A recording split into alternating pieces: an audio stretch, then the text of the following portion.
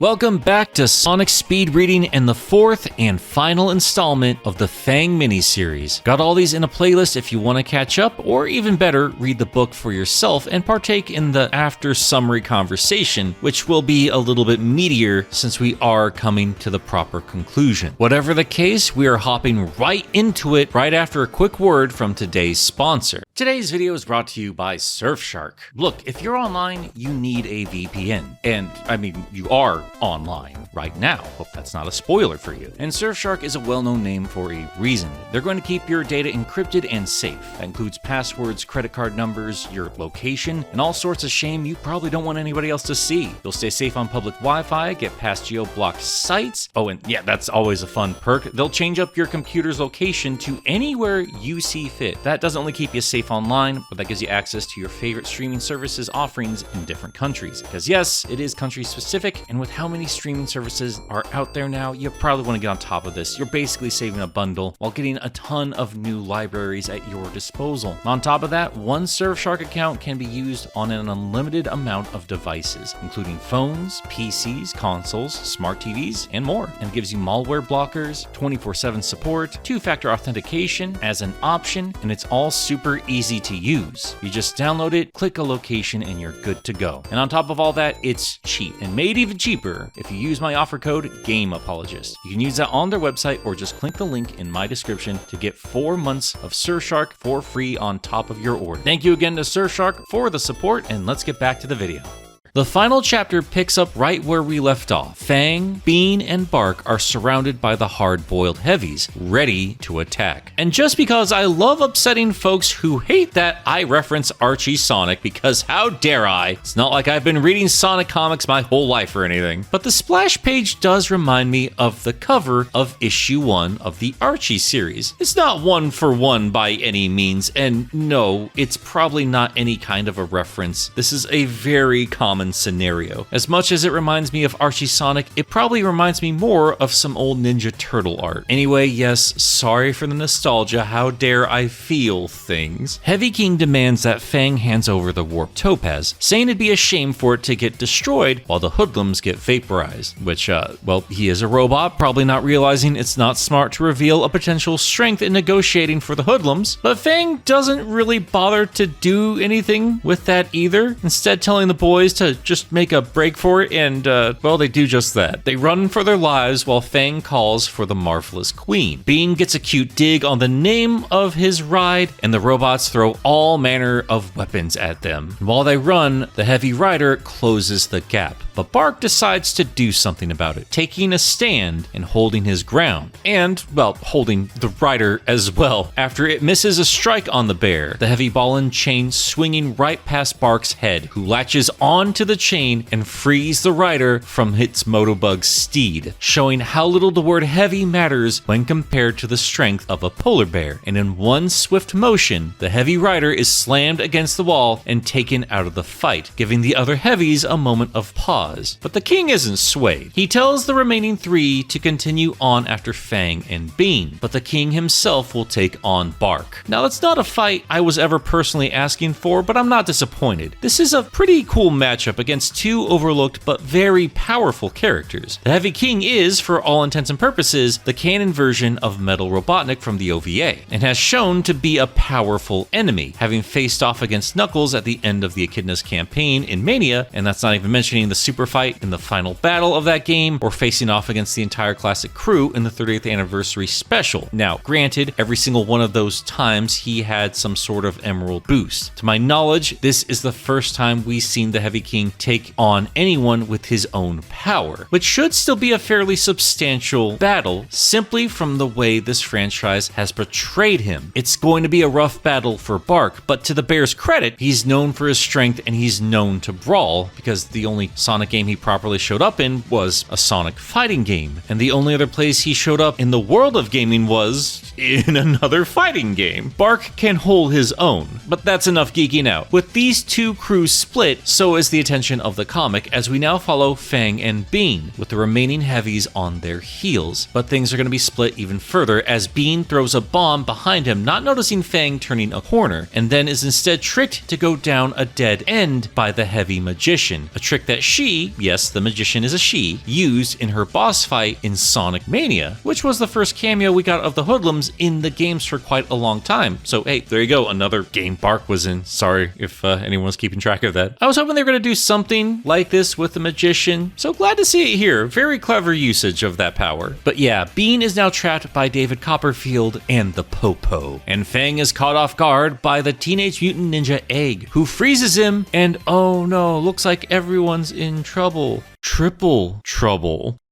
Hey, remember when Tails was building a machine to help him triangulate the warping patterns of the heavy wing? Well, he's found the heavy wing. Good job, Fox. Granted, it's no longer warping because the warp topaz has been removed. Kind of think it would have been cooler if Sonic and Tails could only find it because it stopped. I don't know, I'm thinking too much into it. Point is, Sonic and Tails have shown up, they arrive on the ship, and they're confused as to why there doesn't seem to be any sort of resistance to greet them. But still, they head on in. But don't think they'll be saving the Hoodlums, because we immediately cut back to them as Fang's ice cube is slammed into a wall, freeing him, which is how that boss fight went in Mania, which is the only justifiable reason why the shinobi would free Fang. He had him dead to rights. And Fang takes advantage of that, because the queen has finally arrived, slamming into the ninja, who loses his grip on his ice sword, which Fang snags and uses on the robot. That's some dirty fighting, I love it. But before Fang hops onto the Marvelous Queen, he decks it out by installing the warp topaz. Things are getting interesting. We cut back to Bean, and as it turns out, he's just been annoying the heavies with general chatter. But he's not in as much trouble as he initially appeared to be, because he poofs a giant bomb into existence and just wrecks the two heavies in one shot. If they ever bring back Heavy and Bomb from the Chaotix, I would love to see Bomb interact with Bean. Also, I'd love to know how Bomb can just keep appearing after blowing up, or how Bean can just poof these things into existence. I wonder if we'll get some deep lore about that someday. It's probably aliens. Spoilers for all of your Sonic lore. Just as Bean beats the Badniks, Fang pops into existence right in front of him, getting the hang of the warp topaz. So see, we can explain that, but the bombs can just do whatever. Both of these hoodlums have been victorious, and as far as Fang's concerned, they're good to go. But Bean reminds him that Bark is not with them, and Fang clearly doesn't care, and we get yet another tense moment between these two. But Fang concedes and agrees to go help the bear out. And while he's looking pretty kick-ass on this next panel, it's pretty clear he's getting his ass kicked. Bark is pretty roughed up, and there's not a single scratch on the Heavy King, but the robot is impressed with the polar bear. All the same, he intends to put Bark down for good. But before he can, the Marvelous Queen warps onto the battlefield, knocking the king to the ground, giving Bean a chance to load up his wounded friend into the sidecar of the Marvelous Queen, while Fang gloats, thanking the king for explaining how the warp topaz works, before once again teleporting away, this time for good. Also, not sure why the Heavy King laughs here in this last panel. Was he in the middle of a triumphant laugh as Fang warped away?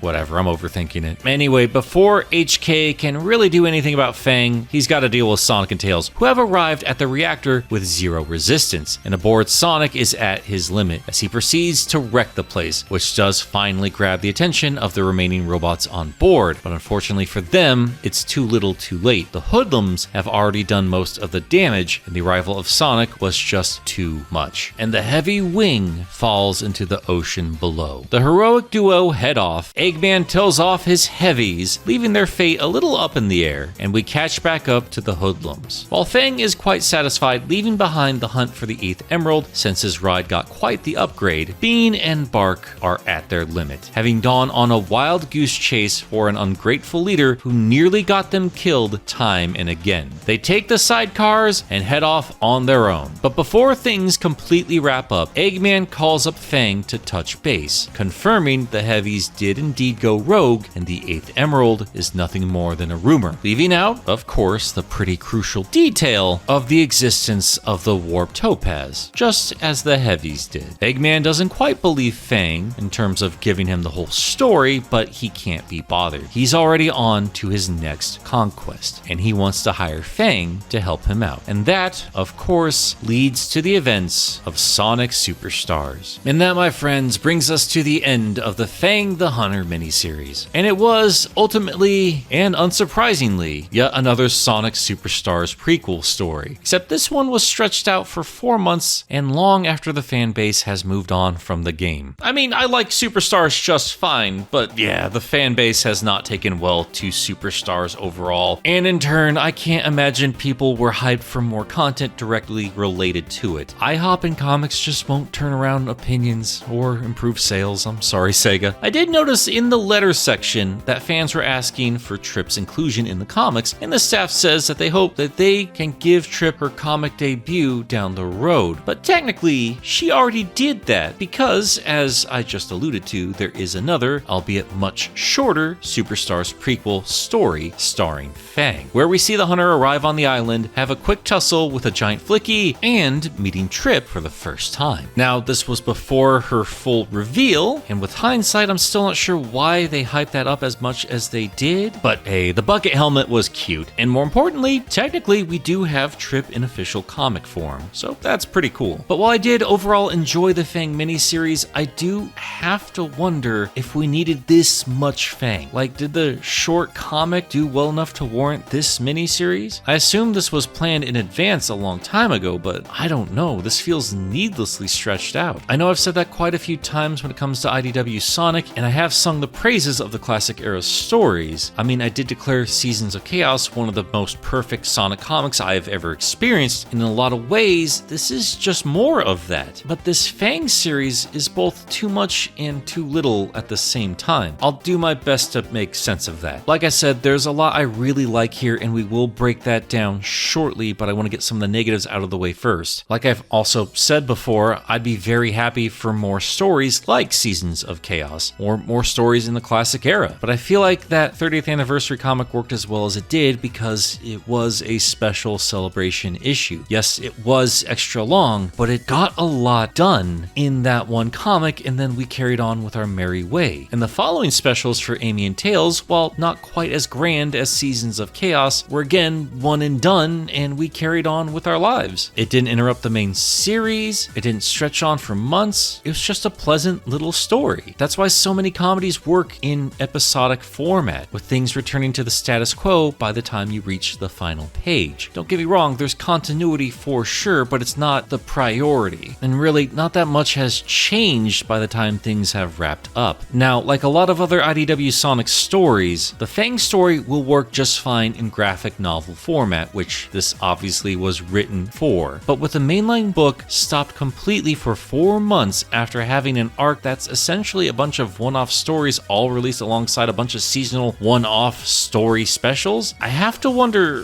why. Did they stretch this out for some reason? Were all those other specials just not grabbing enough attention? I mean, we have more seasonal specials on the way. I don't know. This is a problem mostly if you're reading this month to month. And I don't know if I have this other video I was making on the channel by the time I release this video, but I do go into greater detail about my issues with IDW Sonic and its pacing elsewhere, so I don't want to repeat myself too much here. But there is a reason I split up my coverage of this particular story. Yes, I did want to give you guys a chance to catch up on your own, and look, to be completely upfront with you guys, I did it for monetary reasons as well. With all the changes in my life recently, I did take on some extra sponsors, so yeah, splitting this up means extra videos for that, and I am sorry, genuinely. I know ads can get exhausting, but hey, gotta pay the bills, and hopefully you guys can survive an extra minute of blathering from me. So yes, I did split this up for those reasons, but the main reason I did, and what really kind of pushed me over the edge to make the decision to do this, because I'll be real, I knew these weren't going to do well on the channel, was to really drive home the point of what it feels like to wait month to month for stories like this one. The art is beautiful, the writing is solid, the jokes are great, but there's only so many times I can really say, yeah, this is solid, this was fine. At no point did I think they'd actually find an 8th emerald, because I know how Sega works, and I know that they can't deviate too much from the current canon. If there's any real big shakeups, it's gonna be in the games. Heck, Sonic Sonic himself called this adventure lame. Bean and Bark are frustrated with the outcome. Like, yeah, it feels like we all spent 4 months on a wild goose chase. Now, again, when this releases as a complete collection, it will all play together just fine. But that's where we kind of are with IDW Sonic. It's fine. Now, I do have my own biases. I do this for a living, and I do love Sonic a whole lot, so maybe I'm a little more burnout than I realized. Maybe because I'm so hyper-focused on this from month to month, I just want a bit more than what I'm getting, and not really appreciating this for what it truly is. But I can't imagine I'm alone in feeling that. Again, I go into my gripes in greater detail in that other video, but I didn't want it to come off like I had a beef with Evan Stanley or Modern Sonic or some other nonsense. Because, yeah, that other video is largely focused on the mainline book, so I wanted to share my gripes here as well. And once again, I don't think it comes down to the writers or the artists. I think they're amazing, I just don't think they're given enough to work with. It feels like these comics are spinning their wheels a bit and trying to work with whatever scraps Sega gives them. But again, I've said all of this in that other video, and I don't want to talk about the negatives for the rest of this video. So with all that out of the way, make no mistake, there's still a lot to appreciate here. While it's bizarre, and quite frankly, I don't think very wise in the business sense to completely focus on Fang for 4 months while you cut off the mainline book, hindsight is 2020. It's amazing the Hoodlums got this much attention, and it's likely they won't ever get this much attention ever again. I think it's clear Superstars didn't wow the fan base quite as much as Sega hoped for, and this will probably be the last of whatever kind of promotion they had planned for that game, outside of those IHOP specials and the Amy skin. I think all this was done because of contractual obligations. This is probably the last we're going to be seeing of these characters for a good long while, and potentially the last time they'll be getting a starring role in anything. So take what you can get, Fang fandom. Fangdom? And for what it's worth, once again, their characterization is fantastic. Even better than before. With all that spotlight on them, we get a little more dimension to these goofballs. Bean especially. Rarely has he ever been anything but comic relief, but more often than not, he served as the voice of reason. Partially because he also had to serve as the voice for Bark, who clearly can talk, but just isn't given a chance to speak. So yeah, those silent Bob-esque jokes were fun. And seeing this unhealthy dynamic between these three is fun and very interesting. By unhealthy dynamic, I mean unhealthy in terms of Fang and the other two. It's clear they have the potential to work together and accomplish great things, but the tunnel vision, greed, and selfishness of Fang, while it helps drive them forward in this dangerous situation, also puts them in that dangerous situation to begin with. And those negative aspects hold them back as a crew, as opposed to the tight teamwork of Sonic, Tails, and Knuckles. The Hedgehog gets compared to the likes of Shadow, Metal, Scourge, and Surge all the time. I mean, that's the point of those characters, but I think it's interesting to compare the egos of the Hog and the Jerboa. Yeah, both can be cocky and dive headfirst into danger, but it's amazing what a little bit of empathy, courage, and compassion can do. Sonic, especially in the classic era, can be a sassy, snarky little gremlin, but end of the day, he is ride or die for his homies. He's earned their trust. Fang has not done the same with the other Hoodlums, which is a shame, because the Hunter clearly is a competent guy surrounded by competent cronies he knows how to utilize. And the story shows us that if they had genuine trust and camaraderie, they would be a force to be reckoned with. It's clear that Bean and Bark already have a tight dynamic, and Fang's ambition clearly brings something to the table, but he also brings a lot of bad habits, and, well, it's clear from at least this adventure, sometimes that bad just makes it not worth it. And hey, also explains why Fang doesn't have those two around all the time. Had to get rid of them before Superstars started. And who knows? Maybe this is why Team Hoodlum never became a proper thing going forward. I mean, I don't know what the future holds. Maybe we'll see more classic stories with the three of them teaming up, or maybe this is proper growth for Fang, Bean, and Bark. Maybe this is their dynamic going forward. Who knows? But also, since this does take place before Superstars, I have to wonder, why doesn't Fang utilize the Warp Topaz during that adventure? Maybe he just doesn't want Eggman to realize he has it, or maybe they just didn't plan it while they were developing Sonic Superstar. I don't know. It's not like they were ever going to explain the time machine in that game, or really any of the lore in that game. Just leave it to us YouTubers. We got it. Don't worry. Well, that aside, while the lack of an 8th Emerald is disappointing, again, I don't think any of us were expecting an actual 8th Emerald to show up. And I must admit, the Warp Topaz is a much more interesting option than, well, nothing.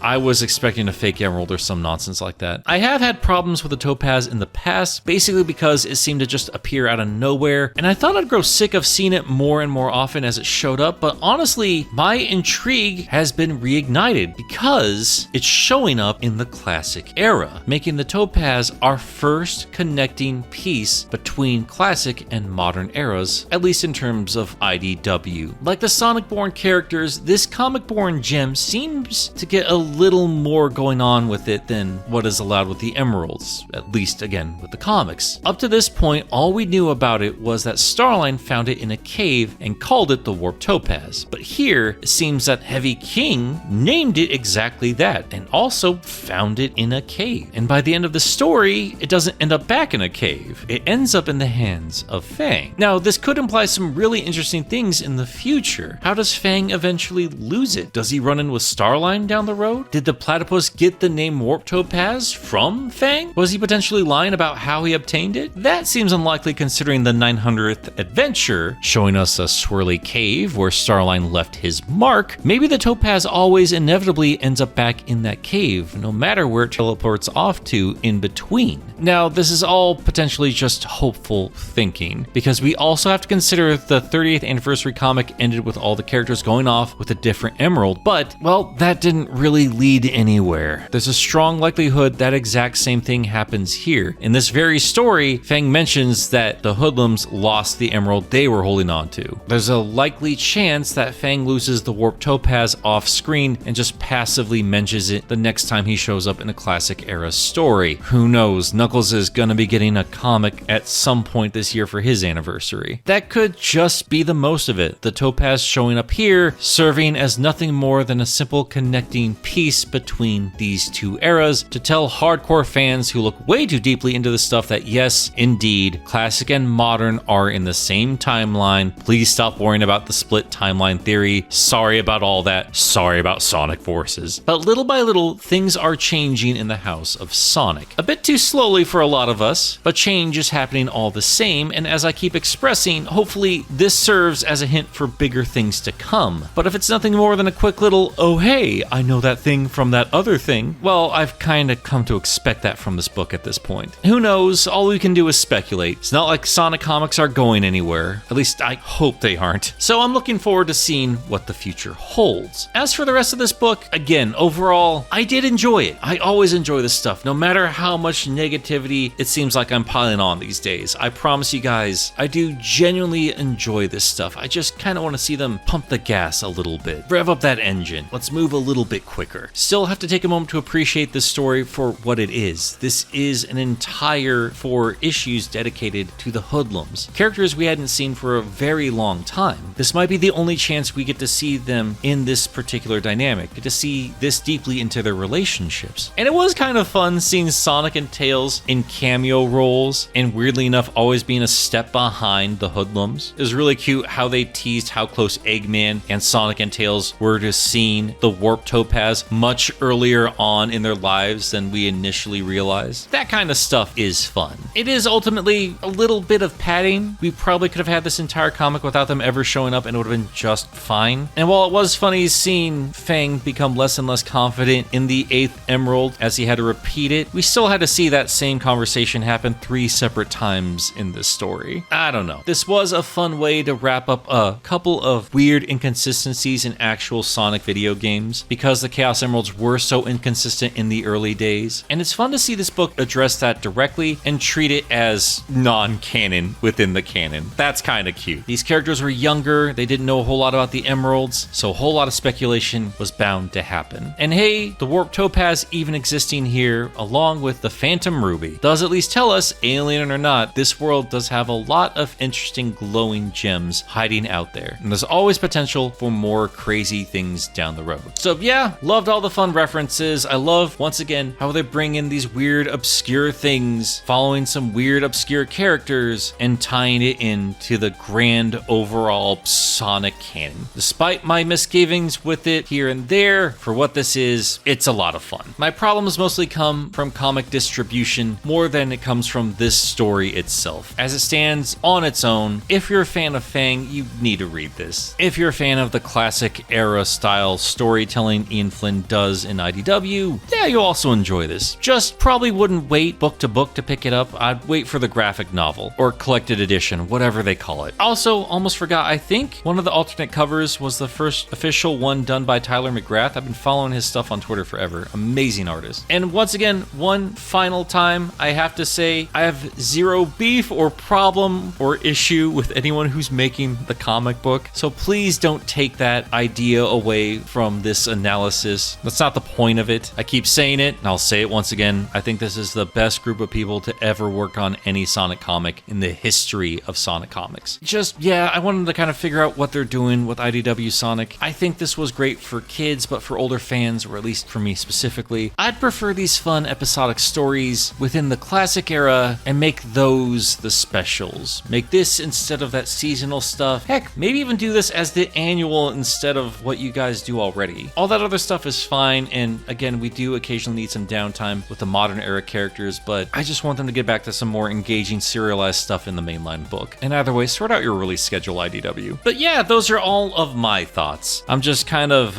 repeating myself at this point. I want to hear from you guys, especially those who've been following along and reading the book yourselves. Have you been feeling that same drag? Am I being a bit too greedy here? Do you think there's more that's going to be done with the classic era and the Warp Topaz? You think they're hinting at potential crossovers between classic characters and modern characters? Maybe we'll finally get some modern versions of classic exclusive characters or the other way around. It's fun to speculate. Love to hear your thoughts, so please leave them below, and thank you so much for watching the video.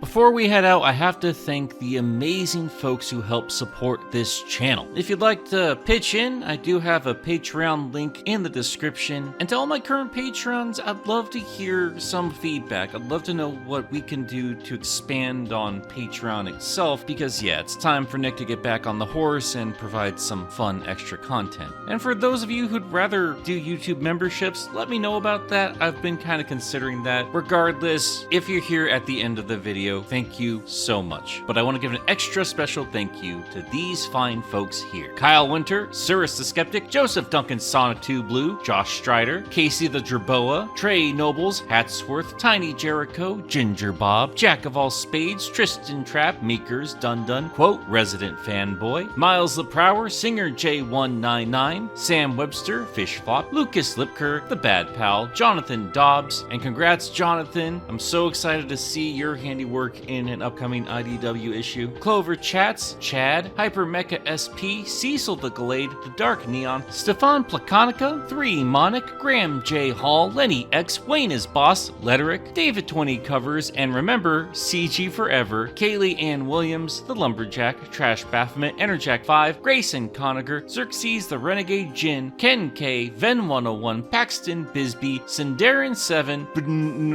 why do you always make that harder to say, Steve? Also, everyone, give a huge round of applause to Stevie. How amazing has the thumbnail art been recently? That's all thanks to her, and holy cow, that new banner is simply incredible. I'm so unbelievably honored to have her in my life and helping me out with this incredible redesign. Absolutely amazing. Don't know what I'd be without you. Thank you so much, little Miss Benoy. Twilord, oh no, I've used up all the helium. What am I meant to do now? Eric Delgado, Crimson Rose, Moonicent, Roxas the Cat, Godzilla, Makuta of Salt, Gleam the Anomaly, Alexander Watson, Neil Gampa, Conan Kudo, the Lex, the most powerful ship in the 2 universes, Kaido Prower, Spearmint, Duo the Cat, Penn Adelaide, Jamie Torres Jr., Daza S, the world's most unironic 8.5 tail stand, one more Sonic robot, a slightly evil robot, MT Mecha, Gob, the RSI, Radiant Starlight, OhGreatGames.com, and Sebensol the SS Sanjik Sailor. Ahoy shipmates. I hope I said all that correctly, but hey, welcome aboard. Once again, guys, thank you so much for all of your support, and I'll catch you next time. Toot toot, Sonic Warriors!